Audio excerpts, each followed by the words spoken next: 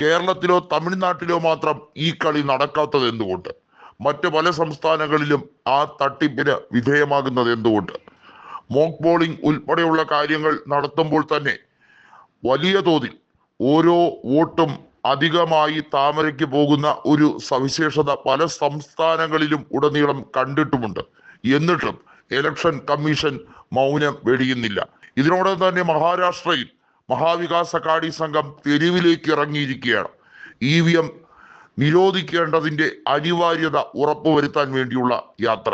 വാസ്തവത്തിൽ EVM നിരോധിച്ചാൽ മാത്രമേ, paper ballot സംവിധാനം തിരികെ കൊണ്ടുവന്നാൽ മാത്രമേ BJPയുടെ ആധിപത്യം അവസാനിക്കുകയുള്ളൂ. കാരണം പേപ്പർ ബാലറ്റിൽ സത്യസന്ധമായ പ്ലാനിംഗ് ആണ്.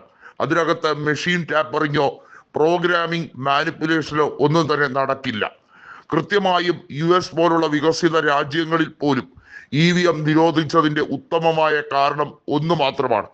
അതിനകത്തുള്ള പ്രോഗ്രാമിംഗ് കൃത്യമായും ഡീകോഡ് ചെയ്യാൻ കഴിയും. അങ്ങനെ വരുമ്പോൾ പ്രോഗ്രാം ഹാക്ക് ചെയ്യാൻ കഴിയും. ഹാക്ക് ചെയ്യുമ്പോൾ അതിനകത്ത് മാനിപ്പുലേഷൻ ഉണ്ടാകും. മാനിപ്പുലേഷൻ ഉണ്ടാകുമ്പോൾ അവർക്ക് അനുകൂലമായ രീതിയിൽ സ്ഥാനാർത്ഥികൾക്ക് ആർക്കാണോ അവർക്ക് കൂടുതൽ വോട്ടുകൾ കൊടുക്കുന്ന രീതി വരും. എന്നാൽ ഈ ഹാക്കിംഗ് ചെയ്യുമ്പോഴും മാനിപ്പുലേഷൻ ചെയ്യുമ്പോഴും അറിയാതെ അബദ്ധവശാലെങ്കിലും ചില തിരിമറികൾ ജനങ്ങൾക്ക് ബോധ്യപ്പെടുന്ന സാഹചര്യം വരാറുണ്ട്. അതിൽ ഒന്ന് തന്നെയായിരുന്നു ഹരിയാനയിൽ കയ്യോടെ പക്കിയ ബാറ്ററി ചാർജ് വിവാദം.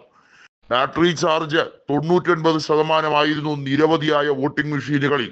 ആ വോട്ടിംഗ് മെഷീനുകളിൽ എണ്ണിയ വോട്ടുകളുടെ എണ്ണം നോക്കുമ്പോൾ ക്രമാതീതമായി BJPക്ക് ഉണ്ടായ വർധനവ് അതിലെ കള്ളക്കളിയെ സൂചിപ്പിക്കുന്നതാണ്.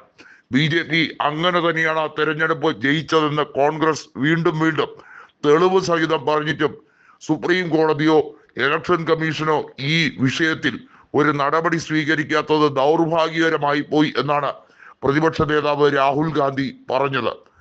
ഏറ്റവും ഒടുവിൽ മഹാരാഷ്ട്രയിൽ 5 ലക്ഷത്തിലധികം വോട്ടുകൾ അധികം എണ്ണി എന്ന ആരോപണം ഉയർന്നപ്പോൾ അതിന് തെളിവുണ്ടോ നിങ്ങളുടെ കയ്യിൽ എന്ന് ചോദിച്ചുകൊണ്ട് ഇലക്ഷൻ കമ്മീഷൻ വലിയ രീതിയിൽ വെപ്രാളം കൊള്ളുന്ന കാഴ്ചയും നമ്മൾ കണ്ടതാണ്. EVMനെ ബഹിഷ്കരിക്കാൻ വേണ്ടിയുള്ള മഹാവികാസ് അഘാടിയുടെ സമ്പൂർണമായ ഒരു മുന്നേറ്റമാണ് ഇപ്പോൾ കണ്ടുവരുന്നത്. തെരഞ്ഞെടുപ്പിൽ യാഥാസ്ഥിതികത്വം മറച്ചു വെച്ചുകൊണ്ട്, അവിടുത്തെ യഥാർത്ഥ ഗ്രൗണ്ട് റിപ്പോർട്ട് മറച്ചു വെച്ചുകൊണ്ട് അട്ടിമറി വിജയം നേടിയെടുത്ത ഒരു സംവിധാനമാണ് മഹായൂതി സഖ്യത്തിൽ ഉള്ളത് എന്ന് തുടക്കം മുതൽ തന്നെ അനുഭവപ്പെട്ട ഒരു കാര്യമാണ്. തെരഞ്ഞെടുപ്പിൽ വലിയ തോതിൽ ആദ്യ 1 മണിക്കൂറിന് ശേഷം ഉണ്ടായ ക്രമക്കേടുമായി ബന്ധപ്പെട്ട വിഷയം ചർച്ചയാവുകയാണ്. ഇതിൽ എടുത്തു പറയേണ്ടത് ചില സ്വതന്ത്ര സ്ഥാനാർത്ഥികൾ കൊടുത്തിരിക്കുന്ന സുപ്രീം കോടതിയിലേക്കുള്ള ഹർജിയാണ്.